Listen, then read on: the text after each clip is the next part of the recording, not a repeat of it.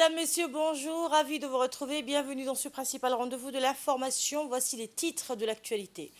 Au sommaire, un atelier visant à finaliser les travaux techniques de modernisation de la nomenclature budgétaire et du plan comptable de l'État s'est tenu au Palais du Peuple. Les détails dans un instant. Et le 15e sommet des BRICS s'ouvre ce mardi à Johannesburg. Les pays émergents se réunissent et veulent remodeler l'équilibre du monde. Nous ferons le point dans ce journal. Le ministère de la Jeunesse et de la Culture a accueilli ce matin une importante réunion régionale dans le cadre du projet d'inscription collective des traditions et coutumes liées au mariage traditionnel des pays arabes au registre universel de l'UNESCO d'ici mars 2024. Avant le début de la réunion, la ministre de la Jeunesse et de la Culture, Dr Hibo Momen Assoué, a reçu dans ses bureaux les représentants de l'ALESCO, Dr Fathi El-Jeraï et de Abdelhadi Al-Gamari, les deux experts internationaux, Mohamed Benji et M. Mustafa Lok, le secrétaire général de la Commission nationale de l'UNESCO à Djibouti, M. Mohamed Moussa, conseiller technique principal, et Idriss Moussa, le secrétaire général de directeur général de l'Agence nationale pour la promotion de la culture, et la directrice de la culture, Fazma Abdi Issé, outre la République de Djibouti, était conviée à cette réunion, la République des Comores et la République de la Somalie. L'objectif principal de cette réunion est la réalisation d'un dossier commun sur les traditions et coutumes liées au mariage traditionnel dans le monde arabe entre ces trois pays. La République de Djibouti a eu l'honneur d'être le chef de file de ces trois pays pour la proposition d'inscription de cet élément commun traditionnel au patrimoine culturel immatériel mondial de l'UNESCO.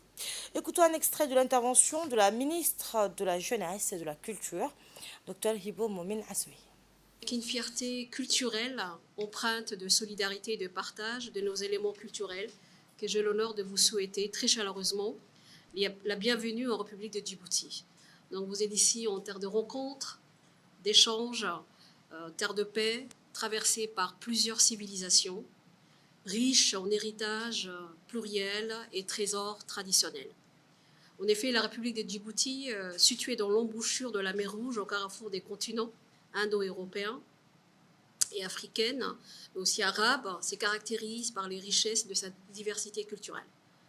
Elle est la porte d'entrée du continent africain et a toujours été marquée depuis des siècles par des peuplements divers et échanges commerciaux qui ont drainé des sédiments culturels dont l'apport positif a engendré un brassage culturel considérable.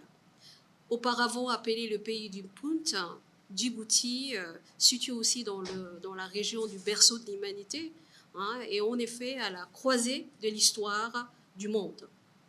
Point de naissance de la fissure du Rift Valley, Djibouti regorge aussi de sites archéologiques au milieu d'une région renommée pour ses trésors géologiques, paléontologiques et notamment ses arts rupestres. Comme j'en parlais tout à l'heure, c'est Dabourma sur lesquels nous travaillons et qui seront très prochainement candidats à l'inscription sur la liste du patrimoine mondial. Mesdames et messieurs, chers invités et chers participants, le sujet abordé au cours de votre rencontre porte sur la Convention pour la sauvegarde du patrimoine immatériel et plus spécialement sur le mariage traditionnel dans le monde arabe, élément important pour tout pays et qui constitue les socles de la cohésion sociale à travers la mixité communautaire et la transmission de multiples héritages collectifs aux jeunes générations. Je tiens à souligner que notre patrimoine culturel, en effet, se concentre principalement dans la catégorie immatérielle. Et nous tenons donc à sa valorisation par tous les voies possibles, et notamment par la mise en place des mesures adéquates en développant surtout les coopérations bilatérales, multilatérales, sud-sud, mais surtout le partenariat et coopération dans le monde arabe. Et notre équipe sur place a recueilli quelques réactions, dont celle du représentant de l'ALESCO, Dr Fathi El-Jeraï. La voici. Dr Fathi El-Jeraï, le représentant de l'ALESCO, Donc, on est ici parmi vous dans le cadre de la réunion, la première réunion présentielle de la préparation du dossier arabe commun au sujet des traditions liées au mariage traditionnel dans les pays arabes. Donc, la réunion a commencé hier. Il y avait le Comore, le Djibouti et la Somalie. Et bien évidemment, il y a d'autres pays arabes qui ont participé avec nous online. Et nous espérons que ce dossier soit préparé au cours de cette année 2023 pour être déposé auprès de l'UNESCO au début 2024, Inch'Allah. Dans l'actualité également, le Palais du Peuple a récemment accueilli un atelier visant à finaliser les travaux techniques de modernisation de la nomenclature budgétaire et du plan comptable de l'État. Organisé par le ministère du Budget en collaboration avec des experts internationaux, cet événement a rassemblé des cadres dans le but de mettre en œuvre les réformes budgétaires préconisées par le chef de l'État. Ces réformes s'inscrivent dans une dynamique de mise en place d'un nouveau cadre législatif et réglementaire favorisant la transparence, l'inclusion et la redevabilité au sein du système de gestion des finances publiques. Le contexte de cette démarche trouve ses origines dans l'actuel plan comptable datant de 1986 ainsi que la nomenclature budgétaire établie en 2011. Face à l'évolution des enjeux économiques et financiers, il est devenu impératif de moderniser ces éléments fondamentaux pour une meilleure adaptation aux réalités actuelles. L'atelier de 2 jours a joué un rôle pivot en validant les nouvelles versions du plan comptable de l'État ainsi que de la nomenclature budgétaire. Ces étapes sont cruciales pour garantir une gestion transparente des finances publiques. L'objectif primordial demeure de fournir aux parties prenantes une vue claire et détaillée des ressources financières de l'État ainsi que de leur utilisation. L'expert international en comptabilité publique présent lors de l'atelier a exprimé sa gratitude envers le ministère du Budget pour lui avoir offert l'opportunité de contribuer à cet événement majeur de modernisation et de la nomenclature budgétaire et du plan comptable de l'État. De la République de Djibouti, dans ses travaux d'adaptation et de modernisation des cadres budgétaires et comptables de l'État. Il s'agit précisément d'élaborer une nouvelle nomenclature budgétaire de l'État, d'élaborer un nouveau cadre comptable de l'État, mais également d'élaborer un nouveau cadre d'établissement du tableau des opérations financières de l'État. Et tout cela, évidemment, en conformité avec le dernier manuel de statistiques de finances publiques élaboré en 2014 par le Fonds monétaire international. Alors nous avions au préalable déjà fait un travail qu'on a transféré à l'autorité, donc à Monsieur le ministre. Et depuis hier, nous sommes là, n'est-ce pas, pour procéder à la validation technique des outils que nous avons mis donc à la disposition du ministère du Budget. La conseillère technique et coordinatrice de la cellule de réforme, Mme Souad Idriss Farah, a souligné lors de son intervention que la nouvelle nomenclature budgétaire permettra la transparence, l'inclusion et la redevabilité du système de gestion des finances publiques. Nous l'écoutons. Afin de se conformer aux normes internationales en vigueur, le ministère du Budget a entrepris ces dernières années un certain nombre de réformes majeures en vue d'assurer la transparence et l'efficacité dans la gestion des finances publiques. Parmi ces réformes, nous avons le nouveau plan comptable qui autorise, je dirais, la tenue d'une comptabilité en partie double qui viendra remplacer la comptabilité de caisse en vigueur jusqu'à présent. Mais également la mise en place d'une nouvelle nomenclature qui permet l'élaboration, l'exécution et le contrôle du budget, mais également qui met à la disposition des autorités une information fiable, facilitant l'analyse et la prise de décision. Cet atelier d'aujourd'hui est une occasion de présenter et de valider le nouveau plan comptable de l'État et la nouvelle nomenclature budgétaire basée sur un manuel de statistiques des finances publiques 2014 dans l'optique de mise en place des référentiels de performance et des outils indispensables à la mise en place d'une gestion axée sur les résultats. Et pour sa part, le secrétaire général du ministère du Budget, M. Simon Mebratou, s'est réjoui d'avoir clôturé cet atelier de 2 jours consacré, on le rappelle, aux travaux techniques de la validation de la nouvelle nomenclature et le plan comptable. On l'écoute. L'objectif de cet atelier, c'était de présenter les voies et moyens de la modernisation de la gestion des finances publiques à travers donc une nouvelle nomenclature budgétaire et la présentation d'un plan comptable général de l'État actualisé et surtout l'élaboration d'un tableau des opérations financières de l'État qu'on appelle plus communément le TOF, qui permet également d'avoir une meilleure lisibilité pour les utilisateurs, une meilleure compréhension et surtout une meilleure circulation des flux financiers, des informations sur les flux financiers de l'État. Donc, j'allais dire que cet atelier et c'est surtout cette réforme qui est un grand pas dans la gestion des finances publiques, permet une meilleure transparence, une meilleure compréhension et un meilleur suivi et évaluation par la suite pour les gouvernants des finances publiques. Et on retrouve l'appel à la prière et je vous retrouve. Et cet atelier régional d'achèvement du projet à Proluc, le ministère de l'Agriculture, par le biais d'une unité de gestion de projet dirigé par l'ingénieur Valogota Siride, a organisé hier un atelier régional d'achèvement du projet Proluc, auquel ont participé des représentants de la préfecture de Tadjoura, des conseillers régionaux ainsi que les représentants des communautés bénéficiaires du projet. L'objectif de cet atelier, qui a regroupé des bénéficiaires issus de toutes les régions de l'intérieur, consistait à la lutte contre les criquets pèlerins et d'évaluer les activités réalisées dans le cadre de ce projet Proluc, notamment d'apprécier les effets et les impacts du projet, aussi bien au niveau des parcours pastoraux d'intervention qu'au niveau des bénéficiaires, et surtout d'évaluer la durabilité des acquis ainsi que les moyens de les conforter. Le Proluc a été un projet d'une envergure significative, bénéficiant à différentes catégories de la population et de la région et des régions de l'intérieur, avec plus de 2000 familles ayant bénéficié de transferts de fonds, 1100 agriculteurs ont reçu des fonds et une aide appropriée et 4000 nomades ayant reçu des aliments pour le bétail. Le projet a contribué à renforcer les moyens de subsistance des communautés locales. De plus, le projet Proluc a démontré son engagement envers la formation et le développement en permettant l'acquisition d'un avion et la formation de 4 pilotes et 3 techniciens. Ces actions ont ouvert de nouvelles perspectives pour l'avenir agricole de Djibouti. Les travaux de cet atelier qui se sont articulés autour de 3 principaux axes. Le premier groupe a analysé les effets et impacts du Proluc sur la vie des bénéficiaires en se penchant sur les changements quantitatifs et qualitatifs apportés aux moyens de subsistance des ménages éleveurs, agriculteurs et ceux sans actifs agricoles ou d'élevage. Le deuxième groupe s'est penché sur la durabilité des résultats obtenus et les mécanismes donc nécessaires pour garantir la pérennité des avantages du programme.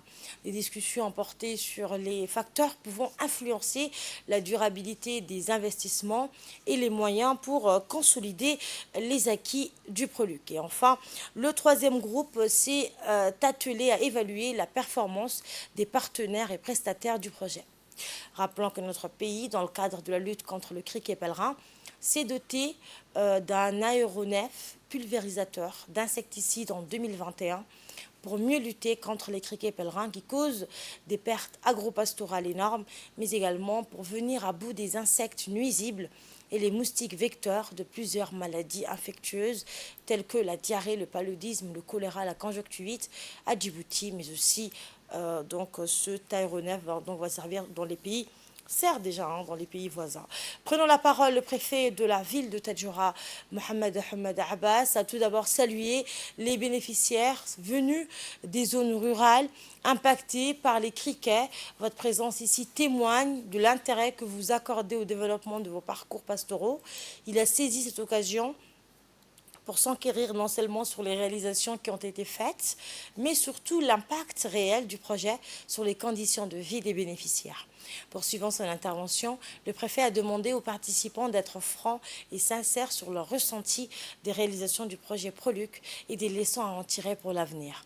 S'adressant toujours aux participants lors de cet atelier et aux éleveurs, agriculteurs et ménages vulnérables bénéficiaires de ce cash transfert, cet atelier qui est le vôtre, a-t-il dit, je veux que chacun d'entre vous puisse nous dire ce qui a bien marché pour en capitaliser là-dessus et ce qui a moins marché et comment s'y prendre la prochaine fois donc pour faire mieux. Cet atelier a-t-il mis en exergue sert aux parties prenantes d'échanger et de débattre et la finalité est bien sûr de tirer les leçons apprises au cours de la mise en œuvre afin de recueillir les différentes contributions des uns et des autres pour l'amélioration des interventions futures. Le préfet de la ville de Tadjoura a donc, a conclu ses propos en souhaitant plein succès aux travaux de cet atelier régional d'achèvement du projet Proluc. Voici à présent le mot du coordinateur du projet, l'ingénieur Balagoita Sirit, qui nous a été traduit par Fardos Hussein. Permettez-moi avant toute chose de vous remercier au nom de l'équipe de l'UGP de nous avoir honorés de votre présence à cet atelier régional dont les objectifs sont évaluer les réalisations du PROLUC, apprécier les effets et impacts des projets dans les zones d'intervention au niveau des bénéficiaires, évaluer la durabilité des acquis, les voies et moyens de les conforter, tirer les leçons pour les interventions futures. Rappelons au passage que le projet de réponse d'urgence de lutte contre le criquet pèlerin, connu sous le sigle de PROLUC, initié en 2020, prendra fin le 25 septembre 2023. Le projet de lutte préventive anti-acrédienne s'inscrit dans le cadre global de la sécurité alimentaire et la lutte contre la pauvreté et protection des cultures. Par la même occasion, le projet contribuera également à la prévention de l'environnement. Mais le plus satisfaisant pour le gouvernement, c'est que ces réalisations, par leur établissement, amélioreraient les conditions d'existence des bénéficiaires. Dans le reste de l'actualité, depuis son lancement le 20 mai dernier, le championnat régional se poursuit au grand terrain Rajel de la ville d'Ali Sebiye. En perspective de cette compétition régionale, les dirigeants de la Ligue régionale de football d'Ali Sebiye était à pied d'œuvre durant les 2 mois d'été le déroulement de ce championnat régional. Pour le bon déroulement donc de ce championnat régional. Une dizaine d'équipes sont engagées dans ce championnat. Pour cela, comme à l'accoutumée, la Fédération djiboutienne de football apporte son soutien à ces équipes pour leur permettre d'évoluer dans les meilleures conditions possibles.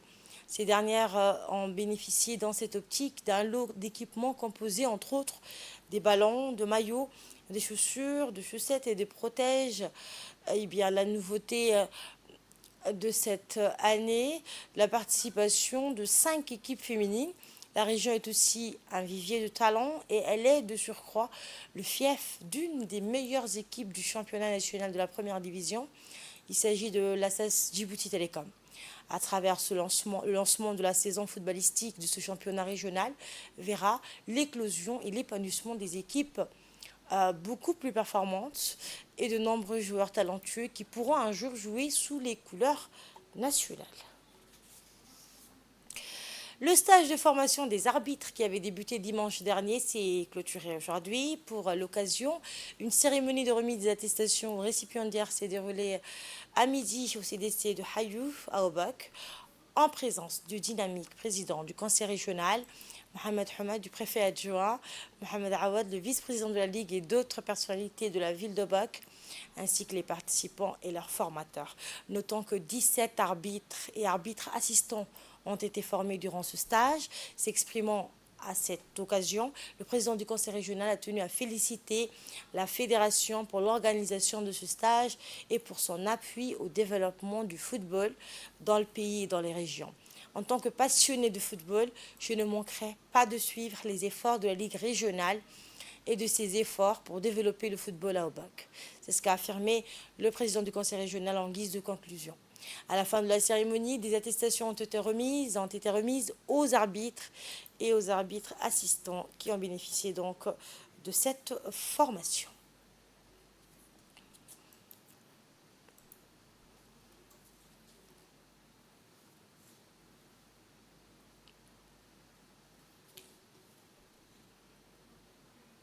Et tout à fait autre chose, les récentes intempéries exceptionnelles ont jeté une lueur d'espoir sur les régions agricoles, laissant derrière elles une empreinte indélébile sur l'ensemble du pays, alors que la sécheresse menaçait de porter un coup dévastateur aux cultures. Ces pluies tant attendues sont apparues comme une bénédiction pour l'agriculture. Les agriculteurs qui avaient regardé avec inquiétude le ciel pendant des mois se sont trouvés pris entre l'espoir et la crainte quant à l'avenir de leur récolte. Autre information, ce mardi 22 août marque le début du sommet des BRICS à Johannesburg, rassemblant le Brésil, la Russie, l'Inde, la Chine et l'Afrique du Sud pour sa 15e édition. Près d'une cinquantaine de pays sont attendus pour y participer. Les discussions se concentreront sur les relations entre les BRICS et le continent africain, avec la possibilité d'envisager de l'extension du groupe à certains États de ce continent. Les BRICS travaillent conjointement en faveur d'un rééquilibrage politique et économique afin de contrebalancer l'ordre mondial. L'objectif des pays fondateurs est de réduire leur dépendance à l'égard de la monnaie internationale tout en renforçant leur influence géopolitique. Plusieurs pays ont exprimé leur intérêt pour rejoindre les BRICS dans l'espoir de créer un nouvel ordre mondial plus avantageux pour eux. La présence policière s'est intensifiée à Johannesburg ces derniers jours avec des patrouilles de voitures de police de plus en plus fréquentes. La ville sud-africaine a renforcé ses mesures de sécurité à quelques heures du début du sommet des BRICS. En France, des records risquent d'être battus aujourd'hui avec 40 à 42 degrés avant le pic de cet épisode particulièrement tardif pour la saison. 4 départements vont passer en vigilance rouge canicule, c'est ce qu'a précisé hier Météo France, qui met en garde contre un épisode caniculaire intense et durable, particulièrement tardif pour la saison, nécessitant ainsi une vigilance particulière. Le ministre de la Transition écologique avait auparavant indiqué que 4 départements allaient basculer dans le rouge d'ici la fin de la journée de mardi. Alors que des manœuvres américano-sud-coréennes de grande ampleur ont démarré, la Corée du Nord compte lancer un satellite dans les prochains jours. C'est ce qu'a annoncé aujourd'hui le gouvernement japonais. Explication. La Corée du Nord annonce son intention de lancer un satellite, alors que des manœuvres américano-sud-coréennes de grande ampleur ont démarré. La Corée du Nord compte lancer un satellite dans les prochains jours, ont annoncé aujourd'hui le gouvernement japonais, selon qui le lancement pourrait avoir lieu entre le 24 et le 31 août. Un précédent essai, il y a 3 jours, s'était soldé par un échec. Le dirigeant nord-coréen Kim Jong-un a fait du développement d'un satellite espion militaire une priorité. Washington et Séoul soupçonnent pour leur part Pyongyang de développer un nouveau missile balistique intercontinental qui compte des technologies similaires à celles d'un lanceur de satellite. Merci de l'avoir suivi. Agréable suite de programme sur cette télé Djibouti.